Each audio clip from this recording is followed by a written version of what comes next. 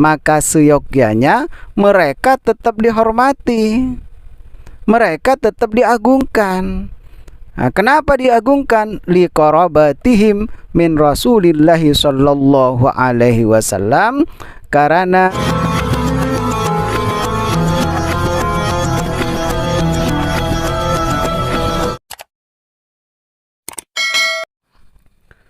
Assalamualaikum warahmatullahi wabarakatuh. Alhamdulillahi rabbil alamin. Allahumma salli wa sallim ala sayyidina Muhammad wa ala alihi wa sahbihi ajma'in, amma ba'du. Saudara-saudara kaum muslimin wal muslimat di mana saja berada, semoga selalu mendapatkan curahan rahmat dan nikmat dari Allah subhanahu wa ta'ala, disehatkan jasmaninya dan rohaninya, diberi kelancaran urusan rezeki dan lain-lainnya. Pada saat-saat ini juga saya tertarik untuk membahas yang berkenaan dengan masalah habaib. Banyak sekali sekarang peristiwa atau kejadian, diantaranya masalah Habib Bahar dengan Gus Fuad, dan juga video yang sudah beredar tentang pendapat Ustadz Zainal Abidin, termasuk dari Ustadz Salafi Wahabi, yang menduga bahwa habaib yang ada di Indonesia rata-rata bukan keturunan Rasulullah. Sekalian, siapapun yang mengaku turunan Rasul, 90% rata-rata nggak benar. Itu sebenarnya pemikiran yang timbul dari dirinya sendiri, dari asumsinya sendiri. Yang jelas pendapat Ustadz Zainal Abidin tidak berdasarkan Al-Quran dan tidak berdasarkan hadis, bahkan tidak berdasarkan hujjah ulama. Saya sendiri secara pribadi lebih percaya pada Rabi'ah Alawiyah daripada kepada Ustadz Zainal Abidin. Jadi saya lebih percaya pada Rabi'ah Alawiyah. Kalau sudah tercatat di Rabi'ah Alawiyah, saya percaya, karena tidak sembarangan mencatat di antara nama-nama habaib. Apalagi Ustadz Zainal Abidin memang banyak dustanya, sudah banyak berdusta. Saya tidak percaya kalau sama Ustadz Zainal Abidin, karena dijumpai videonya itu banyak berdusta. Dia sok pinter, sok tahu, ternyata banyak salahnya. Kalau cuma melalui risetnya sendiri Ustadz Zainal Abidin, ya menurut akalnya sendiri, menurut pemikirannya sendiri, ya tidak seberapa dibandingkan dengan ulama yang ada di Rabi'ah Alawiyah. Terlepas dari itu semuanya, seluruh kaum muslimin hendaknya memastikan kecintaannya dan kasih sayangnya kepada Ahlul Bait.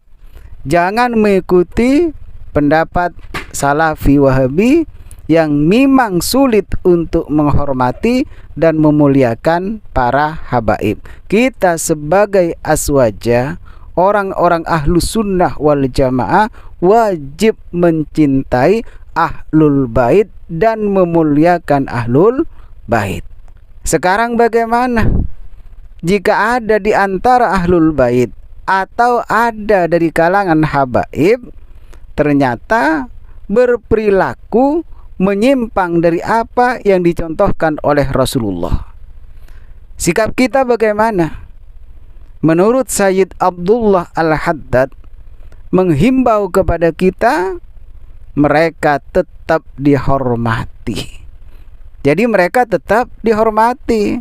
Kalau ada habaib misalnya, ternyata habaib itu perilakunya menyimpang dari apa yang dicontohkan oleh Rasulullah, maka kita ikuti pendapat Sayyid Abdullah Al-Haddad, mereka tetap dihormati, mereka tetap dimuliakan, karena mereka merupakan kerabat dari Rasulullah Shallallahu Alaihi Wasallam. Mereka tetap dimuliakan. dengan tidak meninggalkan betapa perlunya memberikan nasihat kepada mereka. Jadi bukan menghujat mereka, tapi memberikan nasihat. Sebagaimana disampaikan oleh Sayyid Abdullah Al-Haddad di dalam kitab Al-Fusulul Ilmiyah wa Usulul Hikamiyah, wa amma man kana min ahli hadzal baiti laisa ala misli taraiki aslafihim at-tahirin wa qad dakhala alaihim syai'un min at-takhliti li ghalabatil jahli fayambagi aydan ayu'azzamu wa yuhtaramu liqarabatihim min Rasulillahi sallallahu alaihi wasallam. Adapun mereka yang berasal dari keluarga dan keturunan Rasulullah sallallahu alaihi wasallam ini ternyata tidak menempuh jalur jalan yang telah dicontohkan oleh Rasulullah, tidak menempuh leluhur mereka yang telah suci atau disucikan. Artinya mencampur adukkan antara yang baik dan yang buruk. Nah, kenapa sampai mencampur adukkan seperti itu? Dikatakan li ghalabatil jahli, karena kejahilannya mereka, karena kebodohannya mereka. Bagaimana sikap kita? Fayambagi aydan ayu'azzamu wa yuhtaramu, maka seyogyanya mereka tetap dihormati, mereka tetap diagungkan. Nah, kenapa diagungkan? Liqarabatihim min Rasulillahi sallallahu alaihi wasallam, karena kekerabatan atau termasuk ahlil bait dari Rasulullah sallallahu alaihi wasallam.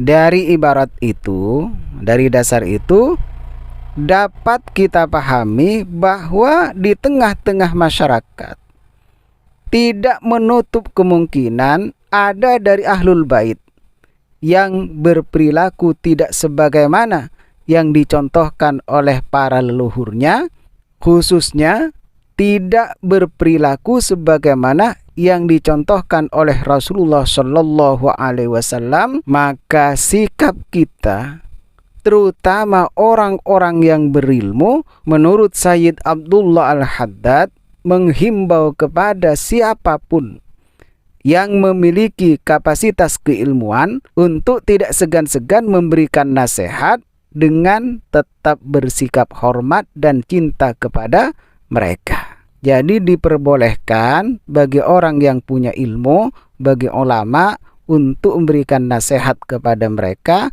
tapi dengan catatan tetap hormat dan cinta kepada mereka secara wajar. Nasihat apa yang disampaikan kepada mereka? Yaitu perlunya kembali menempuh jalan hidup sebagaimana para pendahulunya yang berilmu dan beramal soleh, berakhlak mulia sebagaimana yang dicontohkan oleh baginda Rasulullah sallallahu alaihi wasallam. Artinya kewajiban kita adalah tetap mencintai ahlul bait, tidak sebagaimana yang disampaikan oleh Ustadz Zainal Abidin. Akan tetapi jika dijumpai di antara para habaib melakukan sesuatu yang tidak seperti Rasulullah, artinya menyimpang dari ajaran-ajaran Rasulullah, menyimpang dari syariat, maka orang yang berilmu boleh untuk memberikan nasihat, tetapi tetap dengan memakai akhlak, dengan sopan santun.